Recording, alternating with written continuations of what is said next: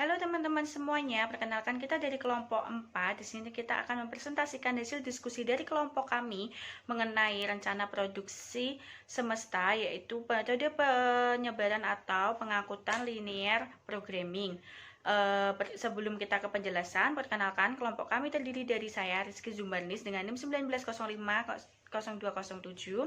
ada Prima Dwi Astuti dengan NIM 1905510204, ada Sally Sintiawati dengan NIM 1905510201, dan ada Arti Arifka dengan NIM 1905510200. Berikut penjelasannya. Baiklah, yang pertama kita akan membahas mengenai linear programming atau model pengangkutan atau penyebaran. Di dalam penggunaan cara ini, perusahaan akan berusaha untuk memenuhi kebutuhan akan barang atau jasa dengan melaksanakan pengelolaan melalui kerja biasa atau biasa yang disebut dengan regular production. Begitupun ada pula yang namanya dengan overtime, yaitu barang yang dibuat dengan kerja biasa atau belum cukup untuk memenuhi kebutuhan, maka perusahaan akan mengadakan kerja lembur, yang itu tadi seperti di awal namanya overtime. Untuk urutan penggunaan sarana operasi dan produksi ini juga urutannya itu ada biasa, lembur, subkontrak adalah urutan yang paling lazim dan pada umumnya itu urutan yang paling hemat, seperti itu. Berikutnya kita akan membahas mengenai gambar 10 strip 6. Gambar 10 strip 6 ini menunjukkan bentuk umum suatu matriks pengangkutan atau penyebaran atau sering juga disebut dengan matriks permintaan produksi, demand production matrix. Lajur yang biasanya digunakan sebagai lajur tujuan pada gambar 10 strip 6 digunakan sebagai lajur permintaan, dan lajur sumber digunakan sebagai lajur sumber barang. Lajur biaya pengangkutan digunakan sebagai lajur biaya pengolahan ditambah biaya penanganan sediaan. Selanjutnya, lajur sediaan awal apabila sediaan tersebut digunakan atau diserahkan kepada pemakai di dalam masa itu juga, maka biaya penanganan sediaan pada masa tersebut adalah 0. Apabila sediaan awal itu digunakan atau terjual pada masa berikutnya, maka akan terdapat biaya penanganan sediaan sebesar H, yaitu biaya penanganan sediaan setiap setahun, satuan setiap masa, begitu. Berikutnya itu ada lanjutannya. Begitu juga halnya apabila sediaan tersebut akan diserahkan pada masa-masa berikutnya, maka biaya penanganan sediaan adalah 2H, 3H, sampai N ke H. Jadi misalnya pun masa-masa biaya penanganan itu ada 4H, berarti N-nya itu diganti 4, seperti itu. Lalu selanjutnya apabila barang yang dibuat pada masa ke-1 diserahkan pada masa itu juga, maka biaya-biaya yang harus dikeluarkan hanyalah biaya pengolahan yang dapat berupa biaya pengolahan dengan kerja biasa atau diganti dengan B, lembur dengan L, ataupun subkontrak dengan S. Begitu. Apabila barang yang dibuat itu baru akan diserahkan pada masa kedua, maka akan ada biaya penanganan sediaan pada masa kedua, sehingga biaya seluruhnya menjadi B plus H untuk pengolahan biasa, L plus H untuk kerja lembur, dan S plus H untuk subkontrak, begitu. Selanjutnya ada tabel, yaitu di tabel sini ada gambar 10 strip 6. Lajur paling kanan menunjukkan daya kerja kilang yang tersedia, yang menunjukkan jumlah barang yang dapat dibuat setiap satuan masa.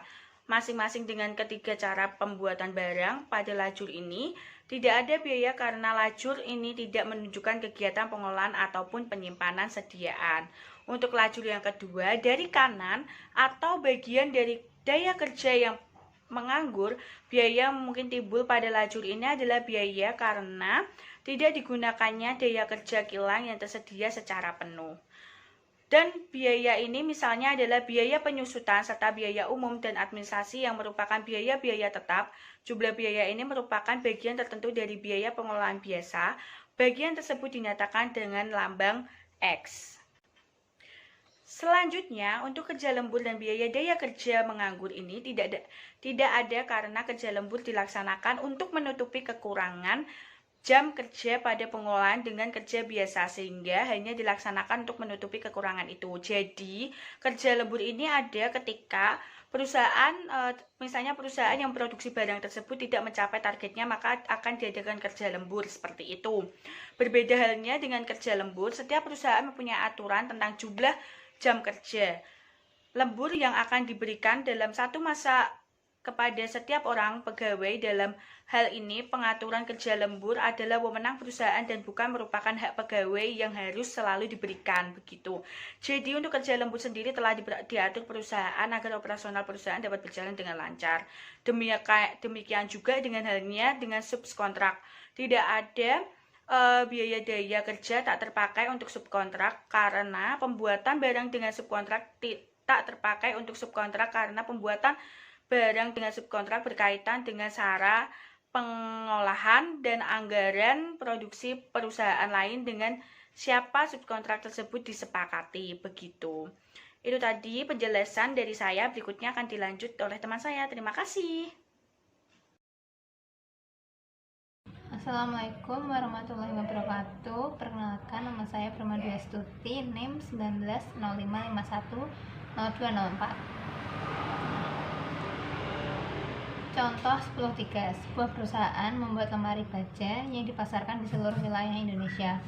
Untuk kegiatan pengolahan pada tahun yang akan datang pada saat ini, perusahaan sedang mempersiapkan suatu rencana produksi semesta atau APP yang akan digunakan sebagai dasar penyusunan jadwal produksi induk atau MPS. Jumlah lemari baja buatan perusahaan ini yang diminta selama 1 tahun yang akan datang, serta daya kerja kilang yang tersedia, termasuk kerja lembur dan subkontrak, adalah sebagai berikut. Dapat dilihat pada tabel yang tersedia. Keterangannya, pertama, sediaan awal bulan Januari sama dengan 55 satuan. Nomor 2, biaya pembuatan setiap satuan barang. A. Pengolahan biasa Rp4.000, B. Kerja lembur Rp5.000, dan C. Subkontrak Rp7.000. Yang ketiga, ada biaya untuk daya kerja pengolahan biasa yang tak terpakai adalah 50% dari biaya pengolahan biasa. Kemudian keempat, biaya penanganan setiap satuan sediaan Rp250 setiap bulan. Kemudian perusahaan akan membuat suatu rencana produksi semesta atau APP untuk tahun yang akan datang dan memutuskan untuk membuatnya setiap 4 bulan. Untuk 4 bulan yang pertama tahun yang akan datang, perusahaan menetapkan sediaan akhir untuk bulan keempat sebesar 80 satuan. Kemudian penyelesaiannya yaitu biaya penanganan sediaan adalah Rp250 setiap satuan barang setiap bulan. Biaya kerja lembur Rp5.000 dan biaya kerja biasa adalah Rp4.000 setiap satuan barang. Selisih kedua biaya ini yaitu Rp5.000 dikurangi Rp4.000 sama dengan Rp1.000. Sama besarnya dengan biaya penanganan satu satuan sediaan selama 4 bulan. Ini berarti bahwa biaya penanganan satu satuan sediaan selama 4 bulan ini berarti bahwa biaya penanganan satu satuan sediaan selama 4 bulan. Ini berarti bahwa biaya pembuatan barang dengan kerja lembur sama dengan biaya pembuatan barang dengan kerja biasa selama 4 bulan sebelumnya dan menahannya selama 4 bulan juga. Dengan demikian, sebelum memutuskan untuk mengadakan kerja lembur pada bulan tertentu, perusahaan harus terlebih dahulu mengukur apakah daya kerja yang tersedia pada kerja biasa pada 1, 2, atau 3 bulan sebelumnya cukup besar untuk juga membuat barang yang dibutuhkan pada bulan yang bersangkutan. Bahwa besarnya biaya penanganan sediaan adalah sama untuk pengolahan biasa dan lembur, sehingga apabila kerja lembur diadakan, barang jadi yang manapun yang akan ditahan tidak akan mempengaruhi jumlah biaya penanganan sediaan keseluruhan. Demikian juga halnya dengan pembuatan barang melalui subkontrak. Selisih biaya pengolahan antara subkontrak dengan kerja biasa adalah Rp7.000 dikurangi Rp4.000 sama dengan Rp2.000. Sama dengan Rp3.000. Dan dengan kerja lembur adalah Rp7.000 dikurangi Rp5.000 sama dengan Rp2.000. Ini berarti bahwa jika dibandingkan dengan subkontrak, perusahaan masih lebih beruntung apabila barang yang bersangkutan dibuat dengan kerja biasa dan menyimpannya selama 11 bulan, atau dengan kerja lembur dan menyimpannya selama 7 bulan. Kemudian ada gambar 10.7, dapat dilihat tabel tersebut.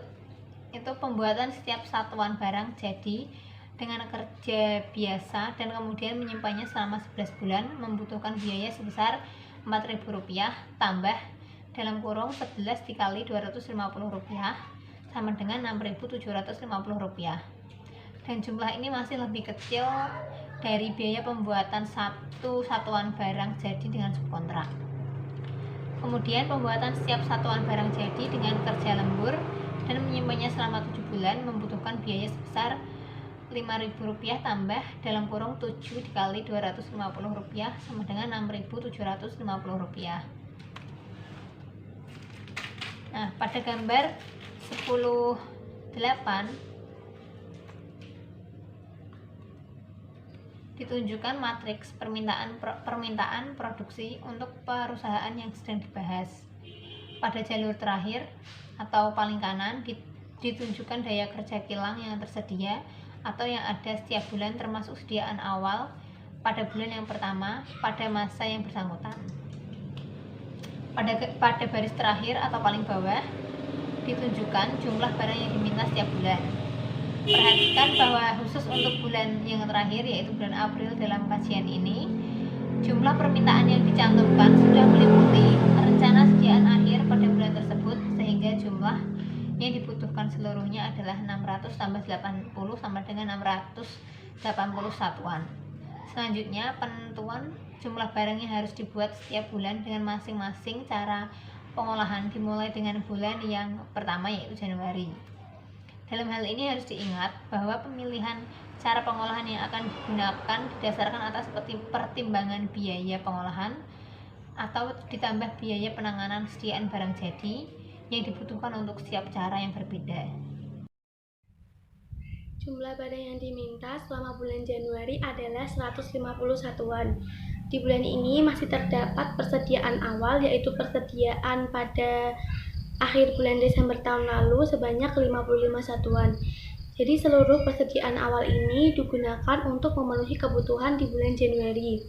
Sampai di sini masih terdapat permintaan pada bulan Januari yang belum terpenuhi, yaitu sebanyak 150 dikurangi 55 sama dengan 95 satuan. Daya kerja kilang dengan daya kerja biasa di bulan Januari ini terdapat 300 satuan dan sebagian akan digunakan untuk memenuhi kekurangan permintaan tersebut. Jadi, seluruh permintaan di bulan Januari ini sudah terpenuhi dan masih terdapat daya kerja yang tersisa di bulan Januari, yaitu 300 dikurangi 95 sama dengan 205 satuan pada kerja biasa, lalu 75 satuan pada kerja lembur, dan 30 satuan pada subkontrak. Selanjutnya, selama bulan Februari, jumlah yang diminta adalah 300 satuan. Dari beberapa pilihan daya kerja, yang biayanya paling rendah adalah pengolahan dengan kerja biasa dengan biaya Rp4.000 setiap satuannya. Jadi, seluruh daya kerja ini dimanfaatkan untuk memenuhi permintaan. Sehingga seluruh permintaan di bulan Februari ini sudah terpenuhi dan tidak ada lagi sisa daya kerja kilang dengan kerja biasa pada bulan ini. Lalu pada bulan Maret yang diminta adalah 550 satuan dengan daya kerja yang tersedia 350 satuan dengan kerja biasa, lalu 80 satuan dengan kerja lembur, dan 40 satuan dengan kerja subkontrak. Dari beberapa pilihan tersebut, biaya yang paling rendah adalah pengolahan dengan kerja biasa dengan biaya Rp4.000 setiap satuan barangnya. Daya kerja yang tersedia di bulan Maret ini pada kerja biasa kan ada 350 satuan. Jadi itu semua digunakan untuk memenuhi kebutuhan sebagian permintaan. Sampai saat ini masih terdapat kekurangan sebesar 550 dikurangi 350 sama dengan 200 satuan.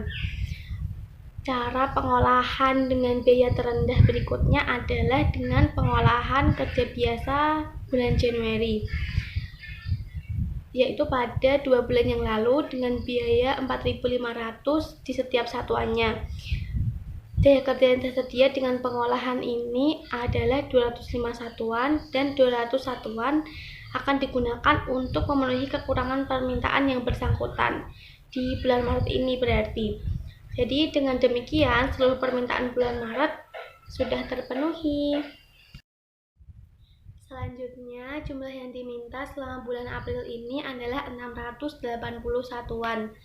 Dari beberapa pilihan daya kerja, yang biayanya paling rendah adalah pengolahan dengan daya kerja biasa di bulan April ini dengan biaya 4.000 di setiap satuan barang jadinya. Jadi, daya kerja yang tersedia di bulan ini kan 300 satuan dan seluruhnya digunakan untuk memenuhi permintaan di bulan April. Jumlah permintaan di bulan April sendiri yang masih belum terpenuhi ada 680 dikurangi 300 sama dengan 380 satuan. Selanjutnya, untuk memenuhi kekurangan barang di bulan April dilakukan dengan beberapa cara. Yang pertama, dengan kerja biasa pada bulan Januari dengan biaya 4.750 di setiap satuannya.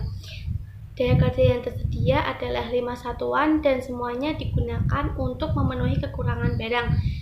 Jadi jumlah permintaan yang belum terpenuhi adalah 380 dikurangi 5 sama dengan 375 satuan. Lalu yang kedua, dengan kerja lembur di bulan April dengan biaya pengolahan 5.000 di setiap satuan. Daya kerja yang tersedia adalah 75 satuan dan seluruhnya digunakan untuk memenuhi kekurangan barang. Jadi jumlah permintaan yang belum terpenuhi adalah 375 dikurangi 65 sama dengan 300 satuan. Yang ketiga, ada kerja lembur bulan Maret dengan biaya pengolahan Rp5.250 di setiap satuan barang. Jadi daya kerja yang tersedia di situ ada 80 satuan, seluruhnya digunakan untuk memenuhi kekurangan barang. Jumlah permintaan yang belum terpenuhi ada 300 dikurangi 80 sama dengan 220 satuan. Lalu yang keempat, dengan kerja lembur bulan Februari yang biaya pengolahannya Rp5.500 setiap satuan barangnya. Daya kerja yang tersedia di situ ada 75 satuan, jadi semuanya digunakan untuk memenuhi kekurangan barang yang berjumlah 220 dikurangi 75 sama dengan 145 satuan. Terus yang kelima, dengan kerja lembur bulan Januari, yaitu biaya pengolahannya Rp5.750 setiap satuan barangnya. Daya kerja yang tersedia di situ ada 75 satuan, jadi semuanya digunakan untuk memenuhi kekurangan barang, jumlahnya 145 dikurangi 75 sama dengan 70 satuan. Lalu yang keenam, ada subkontrak bulan April dengan biaya 7.000 di setiap satuan barangnya. Daya kerja yang tersedia di situ ada 30 satuan, seluruhnya digunakan untuk memenuhi kekurangan jumlah barang, yaitu 70 dikurangi 30 sama dengan 40 satuan. Lalu yang ketujuh, dengan subkontrak bulan Maret, yaitu dengan biaya 7.250 pada setiap satuan barangnya.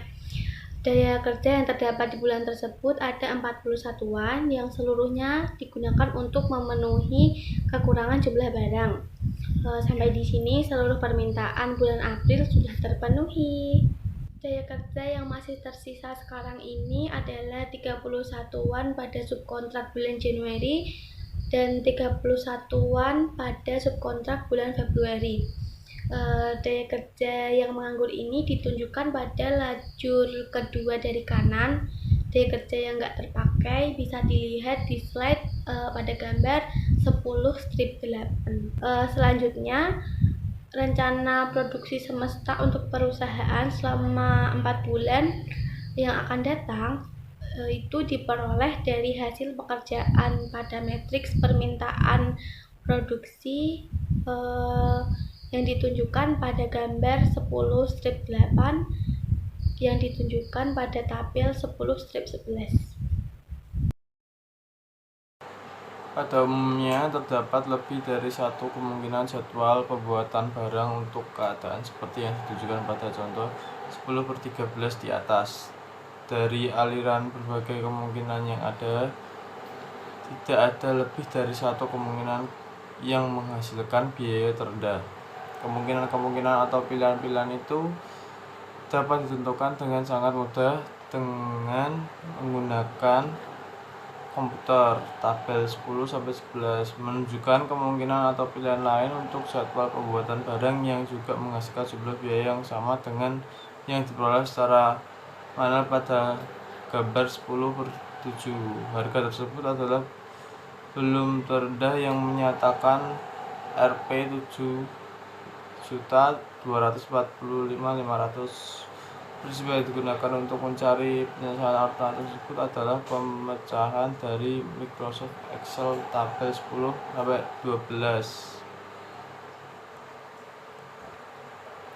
Lanjutan pada kotak dengan mengubah sel, diisikan sel-sel yang mengubah daerah keputusan, yaitu bidang mulai dari sel C8 hingga F20. Akan tetapi harus diperhatikan bahwa bidang yang diarsip pada tabel tidak termasuk ke dalam daerah keputusan karena sel-sel pada bidang itu merupakan sel-sel yang tidak layak seperti yang sudah pada uraian-uraian sebelumnya. Dengan demikian, sel-sel yang layak yang harus dituliskan pada kotak dengan mengubah sel adalah C8 sama dengan C11, D8 sama dengan D14, E8 sama dengan E17, F8 sama dengan F20. Kotak ini dapat diisi dengan bantuan solver mulai daerah-daerah yang diaksir dinyatakan berbagai daerah keputusan yang tidak layak dalam bentuk batasan seperti yang ditunjukkan pada kotak subject to the contrast. Daerah-daerah yang tidak layak itu adalah C12 sama dengan C20, D15 sama dengan D20 dan E18, E20 dan ketiganya dinyatakan dalam bentuk persamaan batasan. C12 sama dengan C20 sama dengan 0, D15 sama dengan D20 sama dengan 0, dan adalah batasan-batasan yang bergantung pada daya kerja yang tersedia dan yang bergantung pada jumlah barang yang dibutuhkan. Karena daya kerja yang tersedia lebih besar dari yang dibutuhkan, yaitu jumlah yang terkuat, maka daya kerja yang terpakai harus lebih kecil dari daya kerja yang tersedia.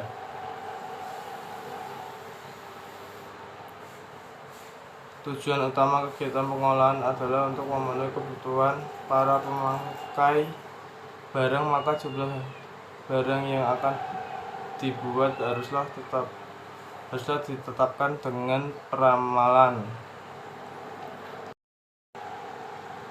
Tujuan utama kegiatan pengolahan adalah untuk memenuhi kebutuhan para pemakai barang, maka jumlah barang yang akan dibuat haruslah ditetapkan dengan mempertimbangkan jumlah kebutuhan itu, yang dalam hal ini disebut permintaan yang akan dibuat untuk sediaan made to stock dan bukan untuk memenuhi pesanan made to order. Berdasarkan ramalan atau taksiran tingkat permintaan, selanjutnya dapat dilakukan perencanaan produksi semesta atau production planning dengan APP. Perencanaan produksi semesta kemudian harus informasi ke dalam suatu jadwal yang disebut jadwal produksi induk, Master Production Schedule atau MPS, yang merinci jumlah jenis barang yang harus dibuat untuk kurun waktu atau masa yang lebih singkat, misalnya harian atau mingguan. Ada kalanya daya kerja kilang yang tersedia terlalu besar dan ada kalanya terlalu kecil.